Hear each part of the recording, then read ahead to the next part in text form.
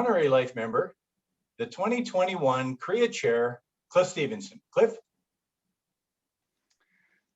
Thank you, Alan. It seems weird to be introduced as a special guest. I'm never used to that. Listen, first of all, thanks to the CREB leadership for inviting me to be a part of this today. I've been a part of a lot of AGMs over the last little while right across the country, and it's cool actually to be able to address my home board and home board members. So I've got two sections of what I'm going to share today. I've been asked to share a CREA update. I want to provide you with a CREA update with things that we've been working on, things that we have on our horizon. But the second part of what I'm going to share has to do with my volunteer career. And I'm not going to give you some long-winded story, and I promise I'll do my best not to bore you, but I'm going to share 5 things I've learned with you. And I'm going to go out on a limb and say that the 5 things I'm going to share are not 5 things I would be expected to share with this membership. So anyways, I'll start off with the CREA update. We have 3 areas of responsibility at CREA, and only 3. We have drilled down our areas of responsibility to advocacy, reputation, and realtor.ca, which is our entire tech suite of tools. So I want to share with you things we've been doing over the last year in all 3 areas. Let's start with advocacy. I'm not sure how many members that are tuned in today know that when the federal government released the emergency wage subsidies and the emergency benefit programs last year, that realtor members did not fit into those programs. Now, they did brokerages, by the way. Like literally 0 programs worked for us based on how we make our living, how we collect our commissions, and how brokerages accrue their business. The CREA GR team got to work extremely quickly. I have never seen something mobilized so quickly in organized real estate ever. And they worked with the federal government to help them adjust programs to make sure that we fit into these programs. And all of us can remember back to March of last year and the beginning of April and the panic we all had and what was going to happen and what was going to happen to our industry and our business. Making sure that realtors fitted those programs was a massive win for CREA. We were super busy back then doing that. Now continuing going forward, we all know how real estate transactions affect the economy, especially locally. So we are doing our best in talking with the government right now to promote the real estate industry's role in Canada's economic recovery. And that's a big deal for us. And I'm sure everybody understands that that's tuned in today. The Liberal budget was released on Monday. I'm sure all of you saw that. I've seen some critical comments from some realtors online that there wasn't enough in there. A challenging budget to be releasing post-pandemic. But I guess I'll just summarize this by stating from our perspective that home ownership was a priority for this government. And that was important because I think all of us heard the rumors about the fact that there might be a capital gains tax applied to private residences. That didn't appear, obviously, that would have made major headlines. But having them focused on home ownership and having that as a priority is a big deal for us. Yeah, by the way, I'm in a rabbit trail all day today. I'm going to throw one in there. I usually say whether you hate the Liberal government or you hate the Liberal government, and I say that. I can't say that everywhere in the country, but that's my punchline in Alberta anyway, if you will. We have their ear, and I want everybody to know that.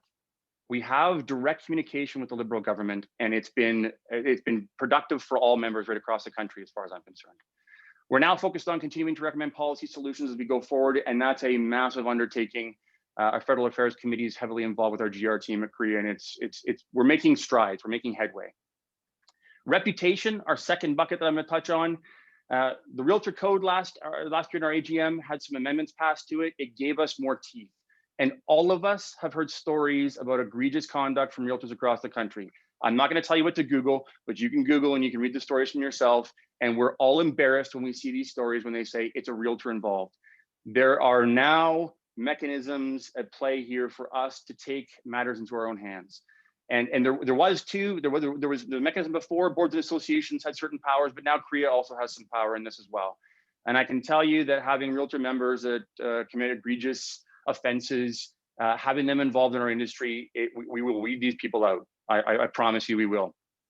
Real-time podcast. We do have a couple of podcasts. Some of you may have known about it. For all 2 members here tuning in today that have tuned into it already. No, I'm kidding. It's actually busier than that. Terry O'Reilly, some of these other industry experts in their fields we've had on there, some celebrities. It's been interesting to see that thing grow. Interestingly enough, we now qualify. We're in the top 20% and top 50% for some of our episodes in streaming services worldwide for downloads. So the consumers are tuning into this as well. And I highly recommend you guys tune into it if you can. Continuous communication is coming from us. We try and engage with members on social channels. So if you get the chance, just follow CREA. There are industry updates that are provided on a regular basis. You will see what we're trying to do to communicate to the public the benefit of using the Realtor. And the last piece I want to touch on this from the reputation perspective is our Realtor Ads. And yes, I have been involved in many conversations with CREB members on, I don't really like the ads. We have changed our focus on that. We are not focused as much on the OO campaign, which was the anti-FSBO campaign. This past year we did, it was about us. It was sharing about us that we were born to do this. And we had 2 ads we ran. It was a doghouse and a dollhouse. If you haven't seen the ads, I recommend you go find them. I'm telling you this because we're actually rerunning one of them this year. And we're rerunning it because, I think we got lucky. Of all the years to be running a warm, fuzzy, touchy-feely ad for our industry during COVID, we got lucky there because it tested unbelievably well with the public. One of our highest rates for testing ever. So if you get a chance to share that, I think they're great. If you don't want to, and I understand it, but please understand, I've said this before, those ads aren't for us. Those ads are for the consumer, and those ads are to promote the use of a realtor in a transaction. Technology, if you're one of those members that when you think of CREA, you only think of Realtor.ca, you're not alone. That's all good. Realtor.ca is our most powerful real estate marketing website in Canada, and it has changed immeasurably in the last 5-6 years. We used to have this mentality where we're going to give the consumer what we want them to see, and they're going to like it. And it's for members, by members, and paid for by members. And yes, it is our site, but it is for consumers. So I want to share a few things that have changed in Realtor.ca. First of all, 88% of Canadians who are in the market for a new home, they're aware of Realtor.ca. We had 11 million realtor profile views in 2020. That was a huge increase year over year. 374 million visits. I can tell you the most updated stats now. The last 2 weeks, we've averaged over 1 million visitors a day. But the big one for members, and this is the part that I want to hammer home today.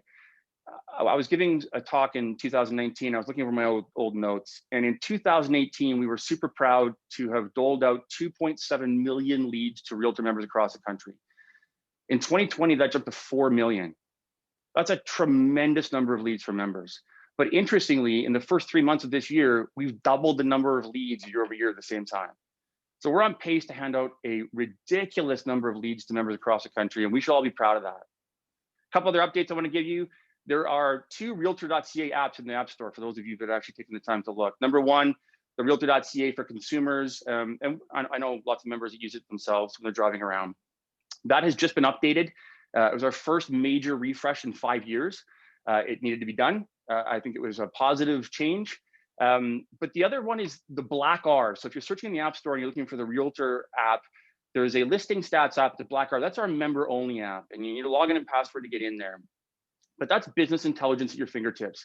And I'm telling you this because, and I actually, by the way, I've shared this with CREB members before, but I'm telling you about this now because we're just about to update, and I don't think it's happened yet. It's imminent. It's the next day or two, I think.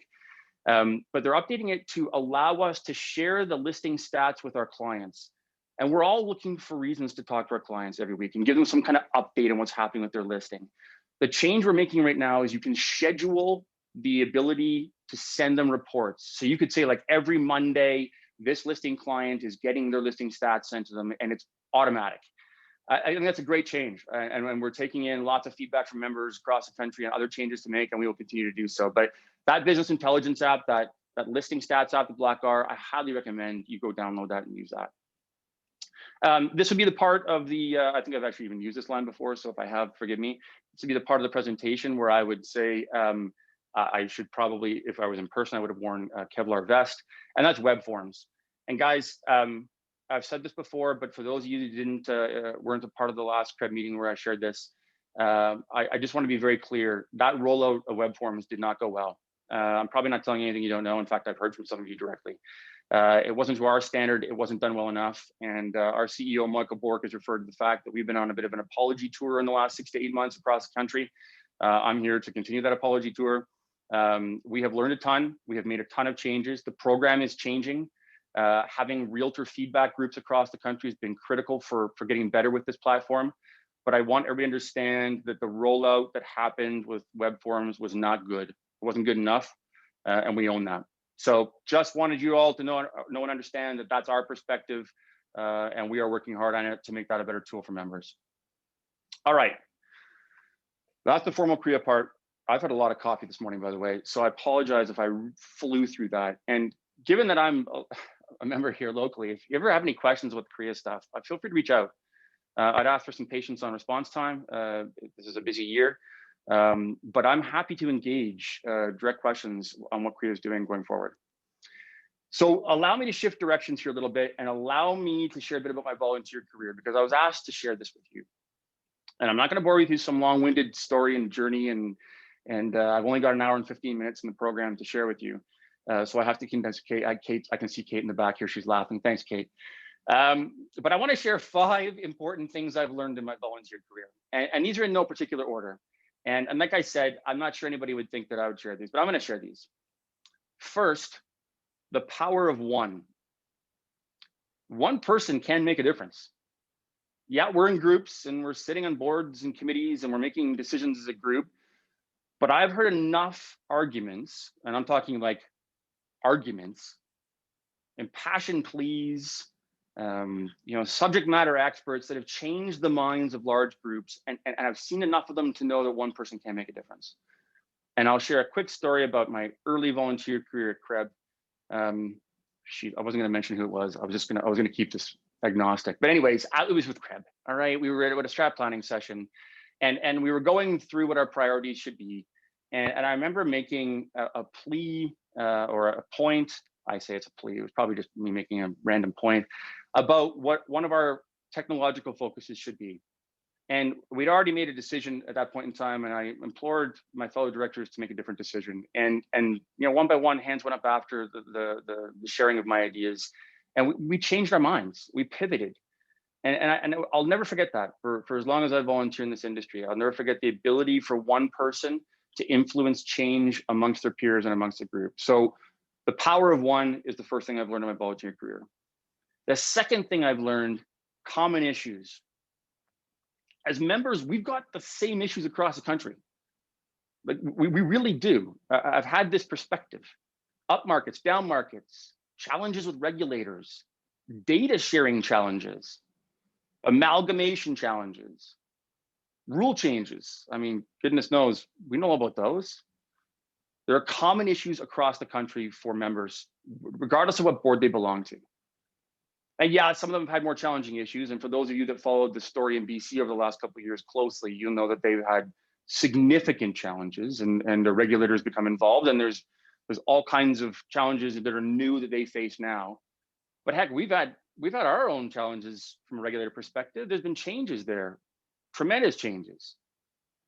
But I'm going to say this, and I know what I'm doing when I'm saying this. We are lucky to be CREB members. Yeah, I said it. I've sat in dozens and dozens of AGMs, CREA open houses, board engagement sessions for boards across the country for the last 3 years. CREB does a phenomenal job. They do. And I know by saying this, I'm potentially putting CREB in a tough spot, because this is looking like I'm shilling for CREB, and I'm not. These are my thoughts, and I swore to everybody that knew that I was speaking today that I'd speak from my heart today. We're lucky to be CREB members, and the leadership and the staff are amongst the best in the country, hands down. I know this. I've had this perspective. Did I agree with every decision that the board's made? Well, I did when I was on the board, but no, and that's okay. But I know how to make my voice heard, and I trust in our board and staff to make decisions that are in our best interests. The third thing I've learned is I'm going to call it disruptors. We keep referring to disruptors in our industry. We've been talking about disruptors for years. And for those with more experience than myself in this industry, and I've seen some of you being part of today in the voting box, we've probably been talking about disruptors for decades, different kinds of disruption to our industry. But it's no longer the disruption that's coming. We're facing disruption that's here. This is Wall Street versus the real estate industry. And for those of you that don't know that, allow me to share that with you. For those of you that do know that, you know what I'm talking about. If anybody wants to talk about that more offline, I'm happy to have that conversation. But it's It's become more than a portal that's designed to take our data and sell it back to us as leads, because that has been where we've been focused on in disruption for a very long time. There are now disruptors that have a goal of removing realtors from one side or both sides of the transaction. They're here, and their market share is growing with billions of dollars backing them. And even though we have some in our own backyard right now, and we do, and some of you know some of them, you might want to say it's more prevalent in the States right now. But with real estate, when the US has a cough, we catch a cold. These disruptors are coming, and they're coming fast and furious. But what they're counting on is you and I and boards and associations being distracted and having internal arguments and internal fights amongst ourselves. And boards and associations across the country, I want to share this with you, we have to be more nimble. And I know it's such a cliche statement, I get it, I've heard it a million times myself. But we have to be more nimble together. This involves collaboration right across the board. Without it, we're going to have some significant challenges. We just are. Competition for consumers' eyeballs and going off and creating our own tech platforms when we could be so much better and so much stronger for the 140,000 members across the country. Because we're not 5,300 members at CREB. We're not 11,000 members in Alberta. We are 140,000 members across the country, one of the largest lobby groups in the country. As long as we keep our eye on that and we do truly work together, we'll be all right. There'll be changes, but we'll be all right. The fourth thing is rules of engagement. Now, I guess to start, there are none. But I want to start by saying tone matters. Respectful engagement matters. I've learned this. I've seen this. I've seen directors on boards and fellow directors essentially dismissed for disrespectful engagement with their peers. It's happened. I'm being very frank today, by the way, and you may not like hearing this, and I'm okay with that. But I've seen directors completely ineffective in their roles because of disrespectful engagement with their fellow members. And it's not they don't have good ideas. They do. They have great things to say. But that gets lost when there's a disrespectful engagement. And I want to share this part too. That goes for members also. When you're in a leadership role, and I've learned this sometimes the hard way. When you're in a leadership role, being challenged is fine, and it's expected. It comes with the territory. I don't think anybody in leadership would tell you different. We signed up to make difficult decisions with the best information we can get our hands on for the betterment of our members. But at the end of the day, we're volunteers. We are. We're volunteering time away from our families and our businesses. And we're doing it because we have a passion for it. And you have to have a passion for it when you're in a leadership position. I don't care where you are, what industry you're in, you do. What we didn't sign up for is bullying, abuse, or harassment. Not every director at every board table or member of a board is going to like the decisions that are made. And that's okay. The leadership doesn't always get it right. I touched on web forms, for goodness sakes. I'm not sure we had a better example from a national association perspective.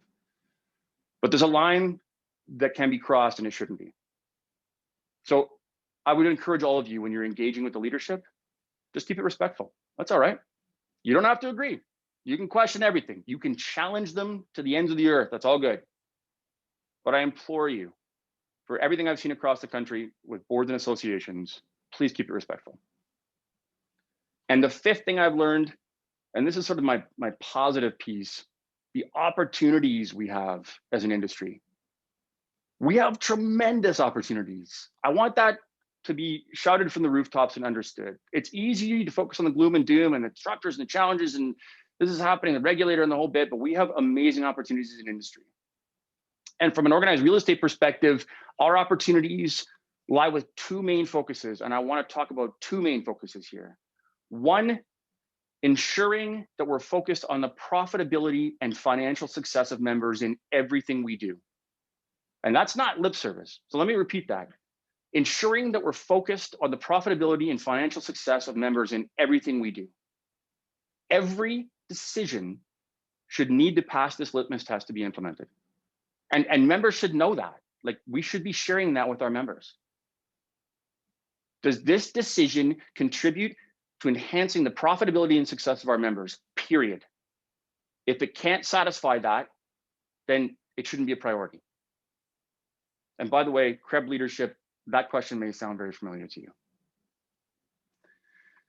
Secondly, our second main focus, we should absolutely be focused on what the consumer wants and needs when we're providing our members with consumer-facing engagement opportunities, like Realtor.ca, like market statistics, HPI, MLS systems that have a consumer engagement component. I've been referring to this for years. Focusing on what is best for the consumer in these areas is what's best for our members.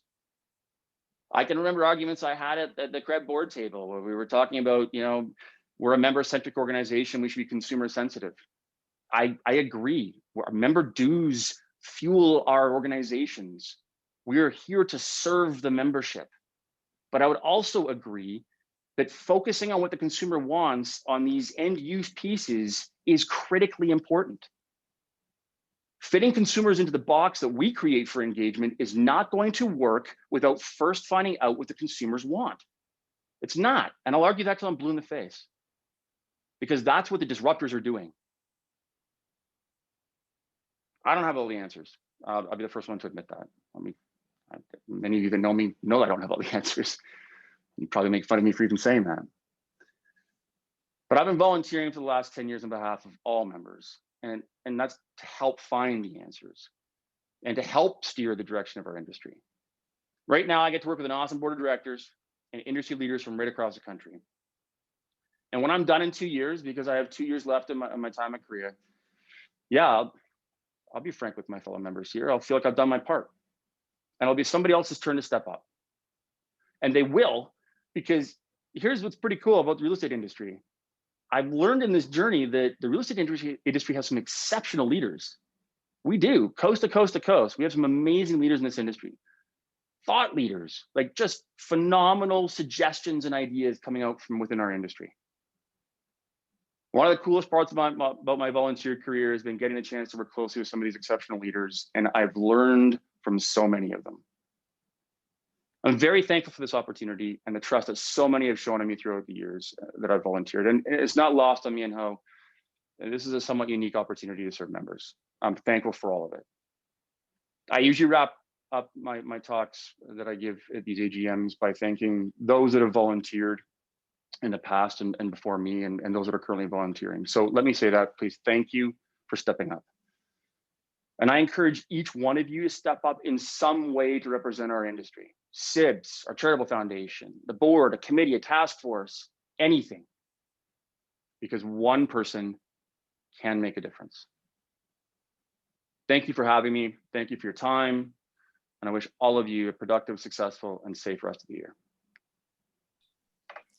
Thank you so much, Cliff. I don't have time to read all of the comments that came in, but a lot of thanks to you for your passion and your engagement in the industry. And I think your message really resonated with the membership online today.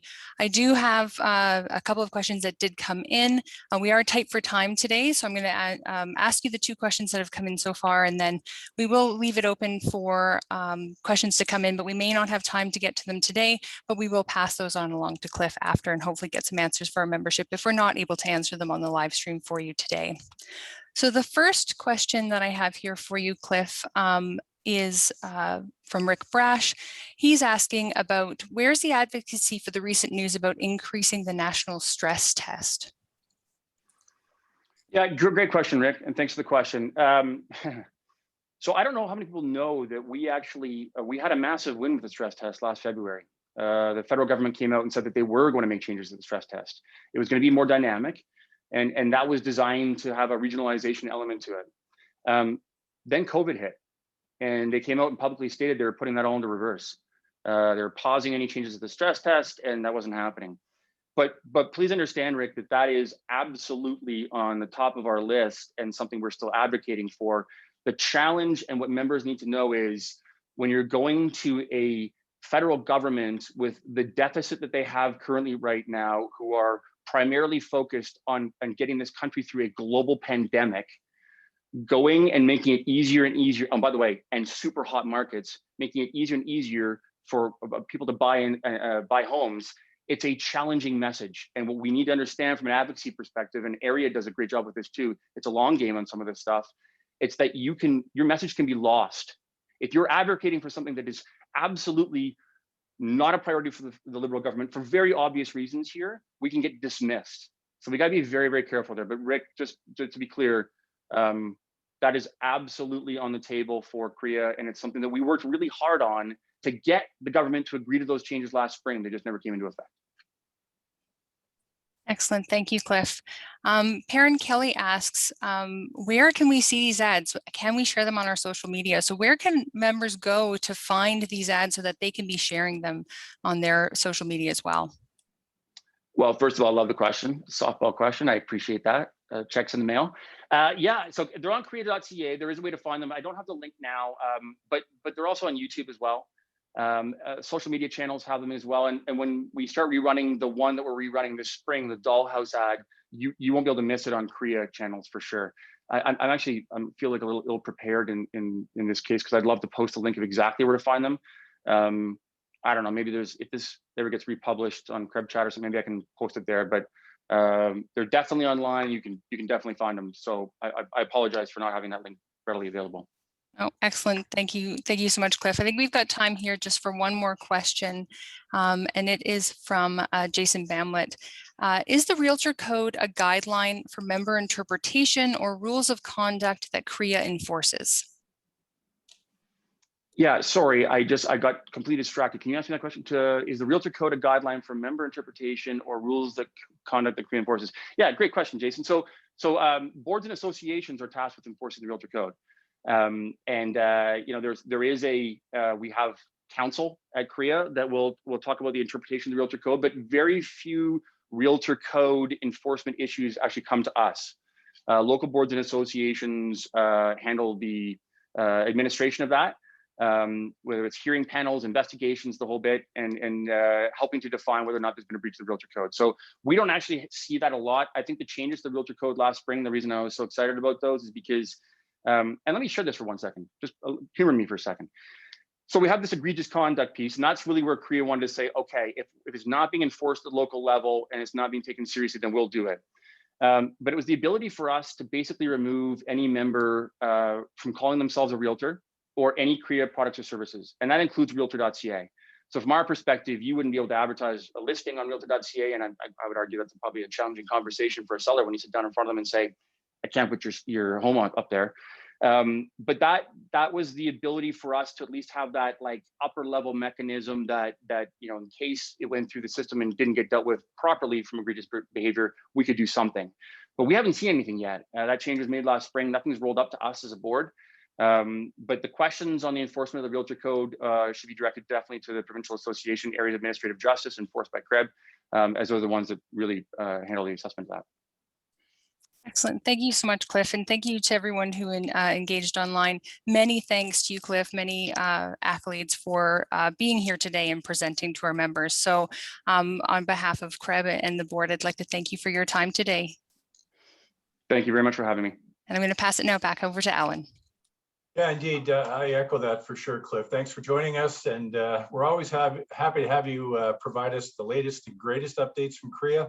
And we really appreciate the way you do it. Delivered in true, unforgettable Cliff form, especially your messages about what you learned through volunteering. You kept it real and meaningful. So yeah, indeed, we will be posting this video, and easy enough to post some additional links to some of the other CREA materials. The best way to access these kinds of materials is just to scroll down in CREB link to the very bottom, and you'll see a link to CREA, and have a look around. So, but before we take our 15-minute break, our virtual coffee break, let's